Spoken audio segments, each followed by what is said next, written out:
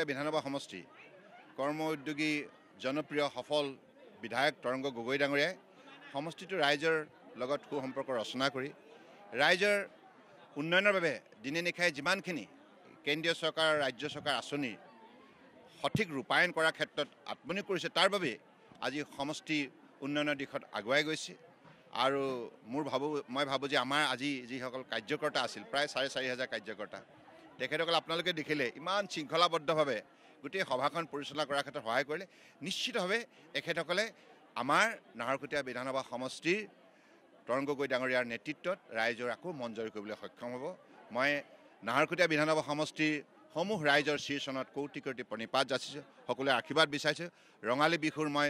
শ্ৰদ্ধা আৰু শুভেচ্ছা জ্ঞাপন কৰিছোঁ